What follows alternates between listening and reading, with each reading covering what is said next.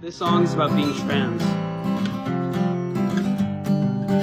My grandma grew up in the 30s. She's a Catholic through and through. I would have understood if she had been abrasive and confused. She could have turned away and simply washed her hands of it.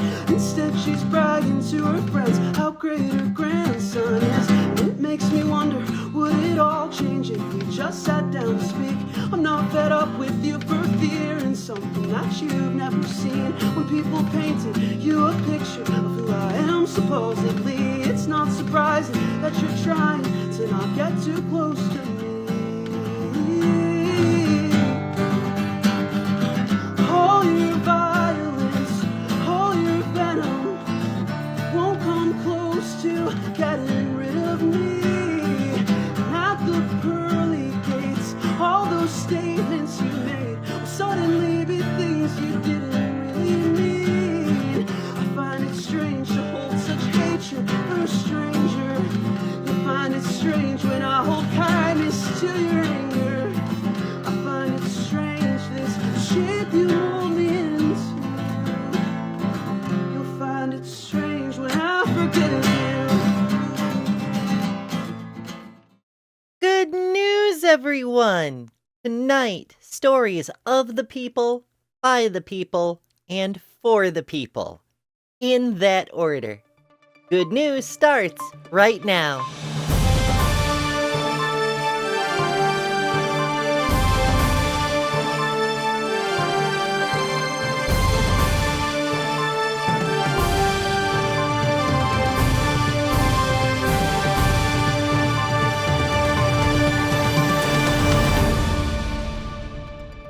First, a YouTuber raises over $500,000 for Trans Lifeline.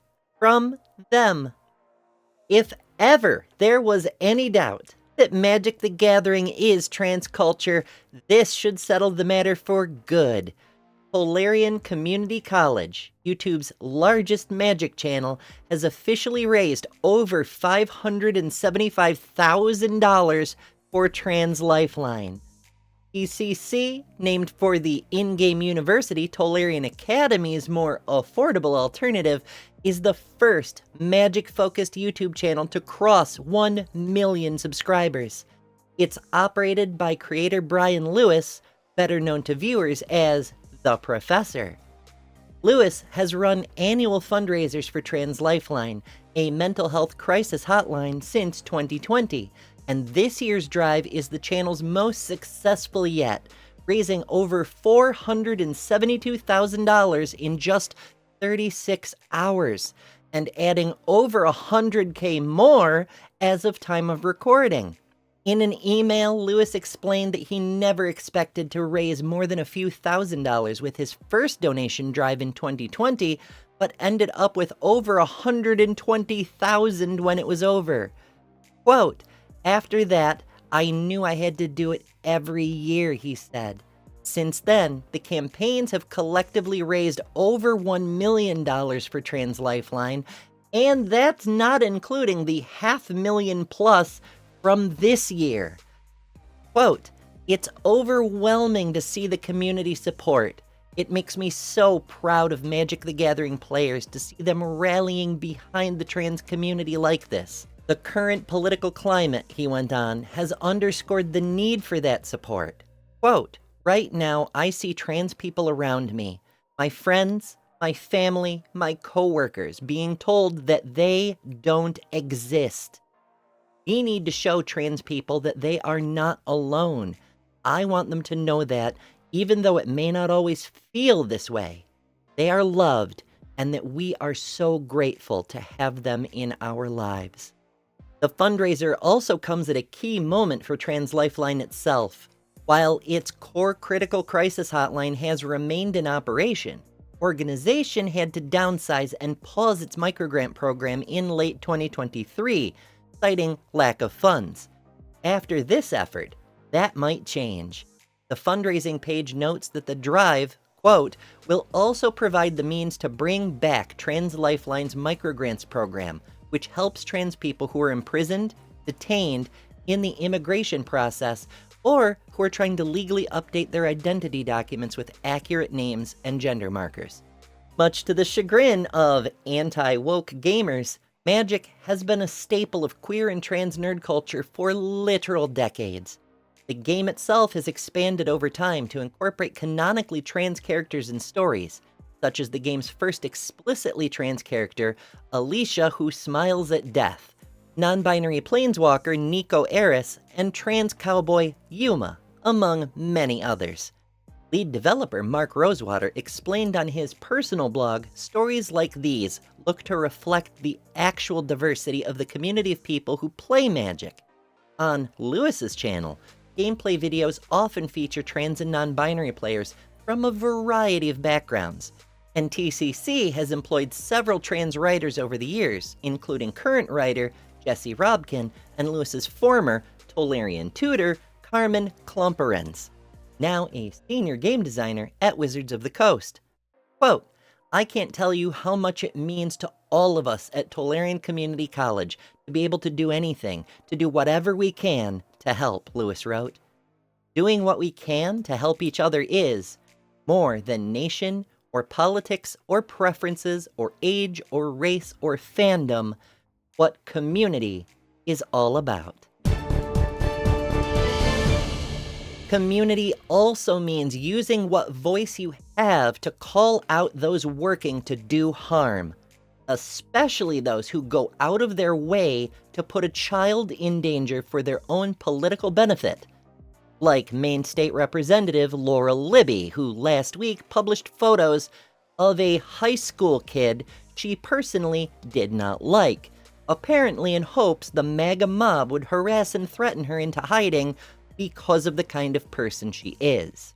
Representative Libby posted a pre-transition photo, dead-named, and pointed would-be assailants at exactly where to find the student, stopping just short of suggesting any particular action.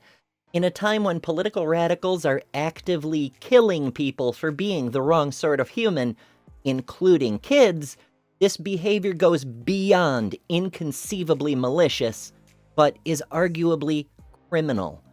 I'm not familiar with Maine's laws, but one must expect intentionally endangering the well-being of a child is a serious offense. But this isn't the first time Representative Libby has deliberately put kids in danger.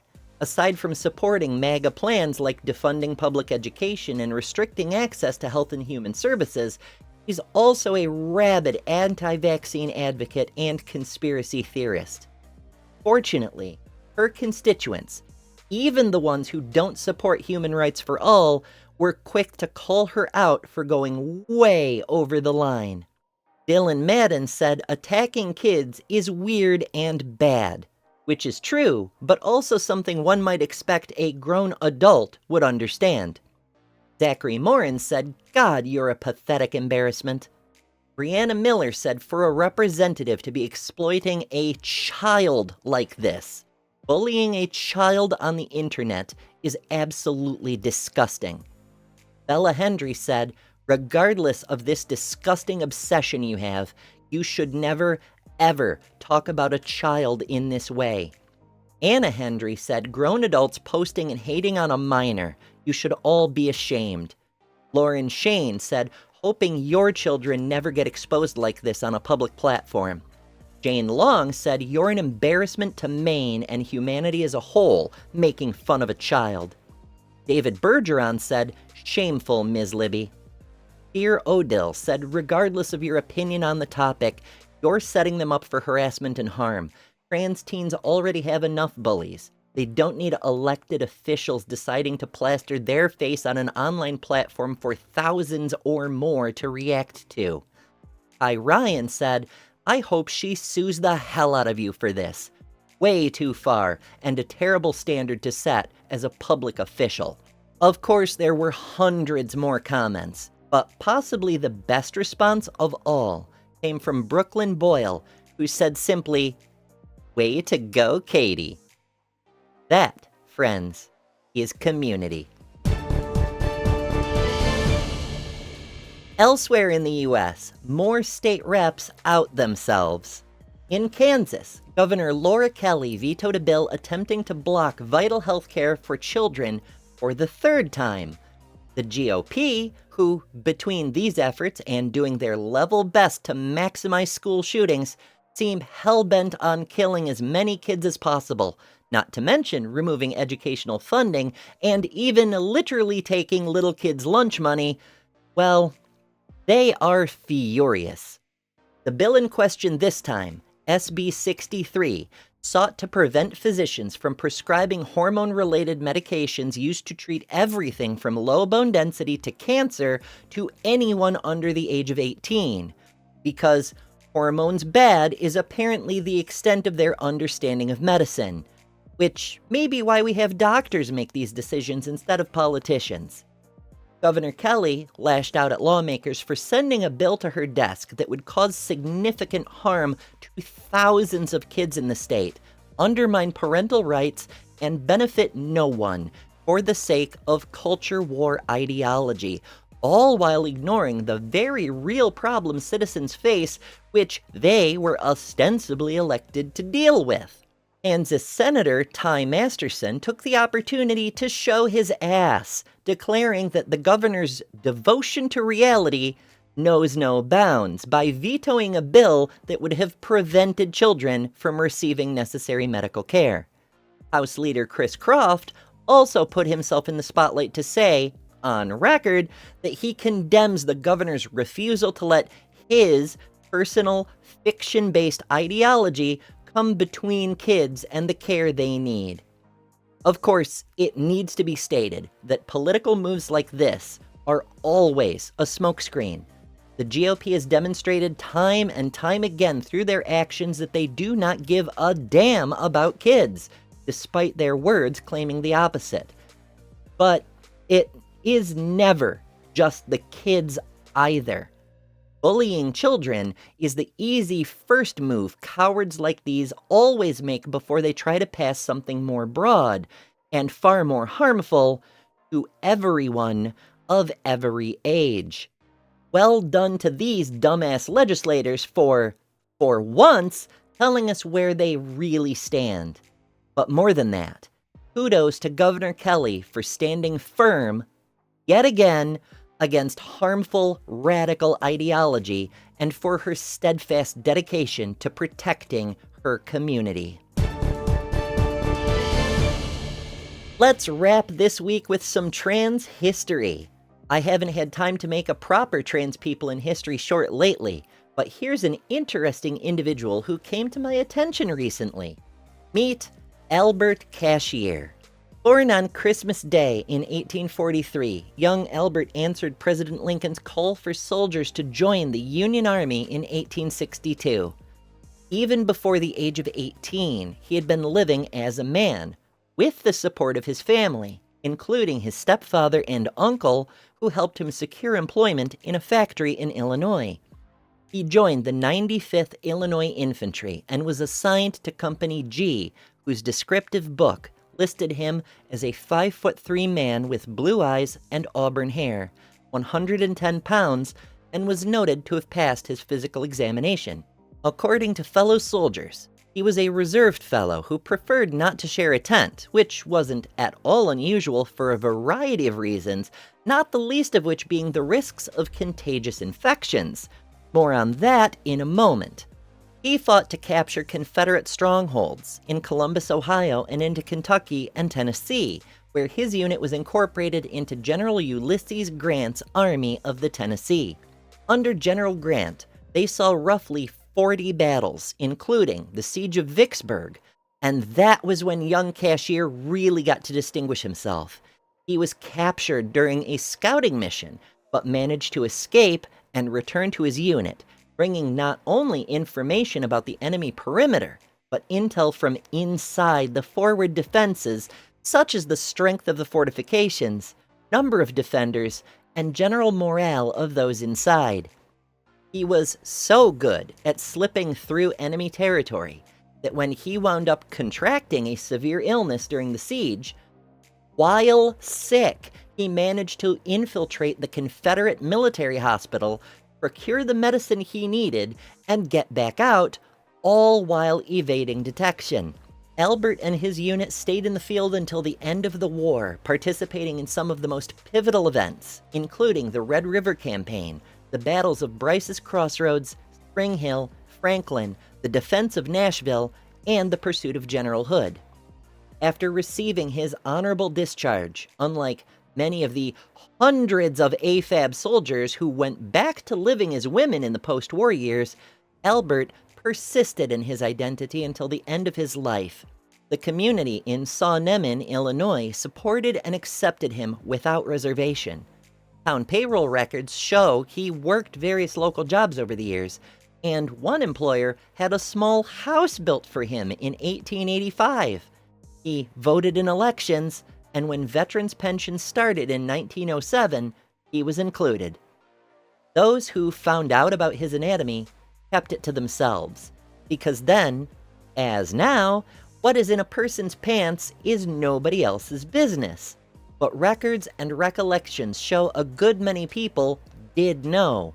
The Lannon family, who cared for him during an illness, were among those, as was his doctor, who set a broken leg following an incident involving being hit by a car while working for a state senator in 1911.